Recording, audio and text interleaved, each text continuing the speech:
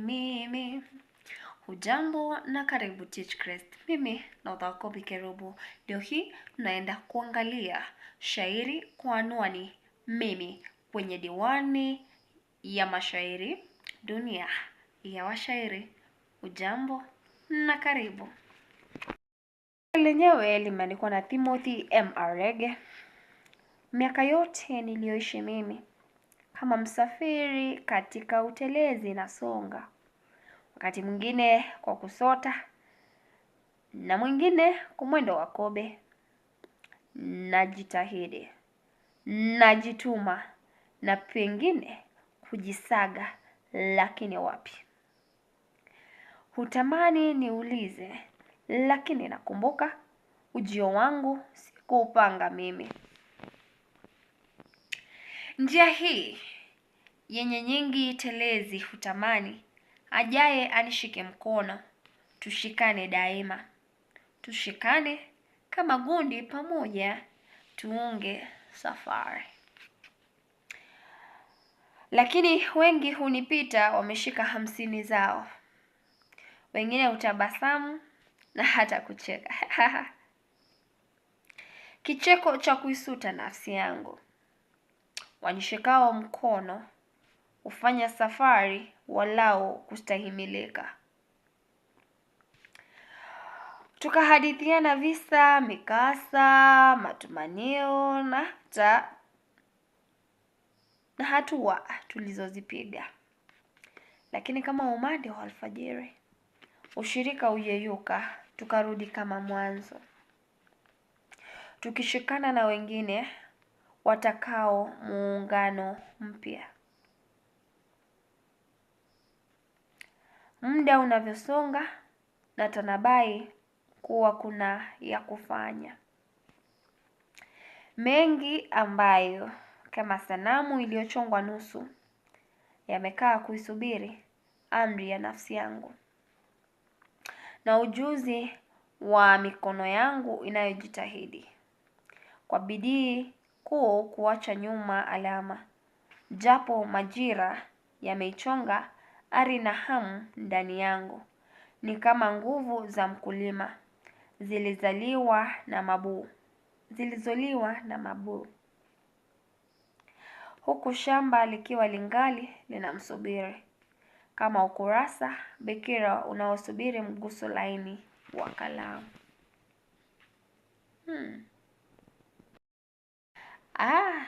Okay. Juzi niliwafunza kuhusu tafsida na nimeona mbinu hiyo imejitokeza katika shairi hili la mimi. Hapa naposema kama ukurasa bikira unaosubiri mguso laini wa kalamu. Do you think it's a literal pen? That is to touch a virgin. No, it must be the pioneers. So hapo wametumia tasfida ili kuficha ukali. Huwezi sema mboro. Hivyo imebidi ametumia tasfida. Pia tumeona mbinu ya tashbihi, mshabaha, amefananisha vitu. Anasema japo majira yameichonga ari na hamu ndani yangu, ni kama nguvu za mkulima zilizoliwa na mabuu, huku shamba likiwa lingali linamsubiri. Wamelinganisha labda amechoka lakini bado shamba linamngoja. There's a lot to be done. Na hiyo pia inaleta mbinu nyingine jazanda. Hivyo tunaona kwamba shamba ni maisha ya mtu mwenyewe, alafu mimi as an individual, mimi ndiye mkulima ambaye napaswa kutoa amri. Nataka kufanya shamba liwe vipi? Ikiwa nataka matunda, nitayapanda mimi. Ikiwa nataka pawe kijani, lazima ninyunyuzie maji. Hiyo ni kazi yangu. Mbolea kazi yangu. Si mwingine ambaye atakuja kufanya kazi hiyo. Kuna jazanda pale. Pia tunaona kuna taswira mwendo. Njia hii yenye nyingi telezi hutamani. Anasema pia miaka yote ninayoishi mimi, wakati mwingine kwa kusota na mwingine kwa mwendo wa kobe. For sure, life can be so slow, especially when you want something so hard. Like for me, have been wanting to go to the United States of America or United Kingdom, Germany. Alafu naona safari hizo zimechukua muda. He, lakini nakufunza kusubiri. Wanasema subira huvuta heri. Siku moja, one day, one time, all things will come to be. Yeah. And the book of Proverbs says that in due time, all things will come true.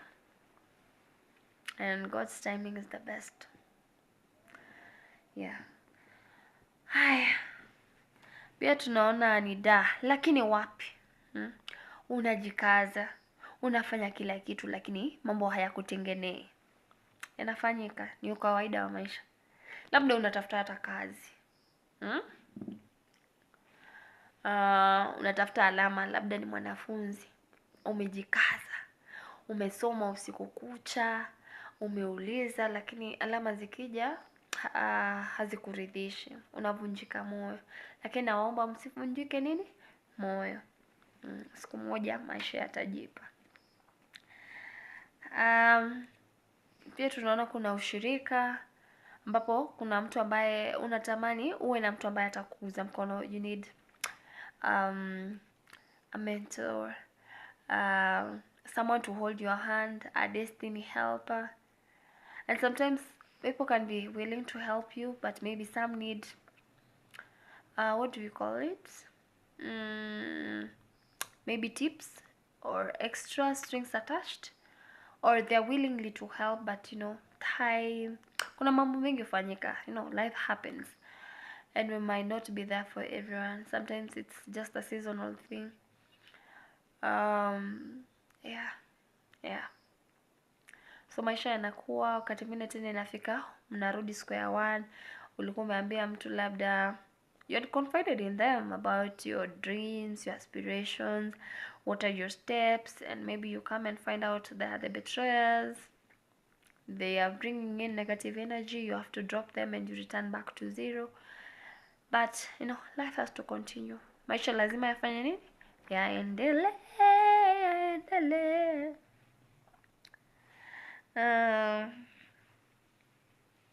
Yeah, we are a work in progress. Personally, I think I'm a work in progress. I cannot say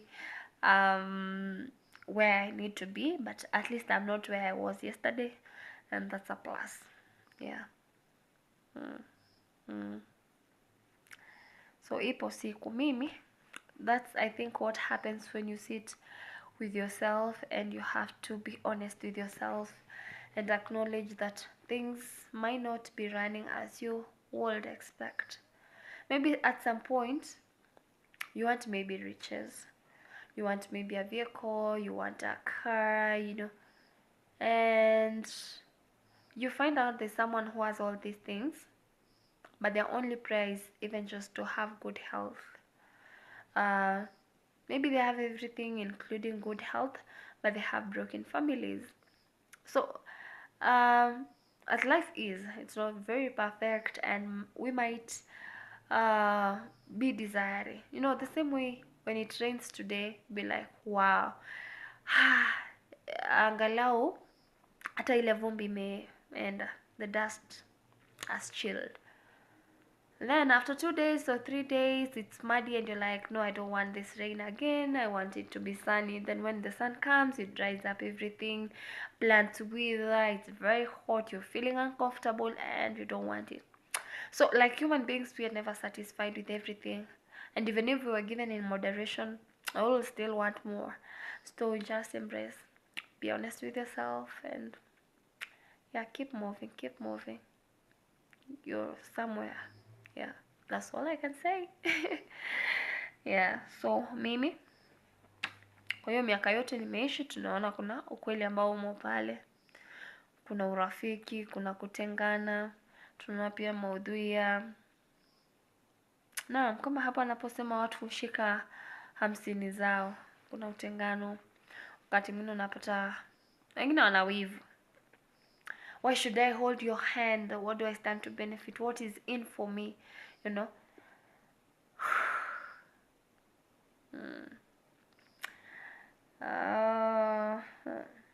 Naam, hivyo ndivyo maisha yalivyo. Mbinu ambayo imejitokeza pale, pia tumeona kuna tashbihi. Anasema lakini kama umande wa alfajiri ushirika uyeyuka tukarudi kama mwanzo. Haya, ukiangalia bahari kuna sakarani, na shairi lenyewe linaingia katika bahari ya kategoria, samahani, shairi hili limo katika aina ya mashairi ya kisasa au mashairi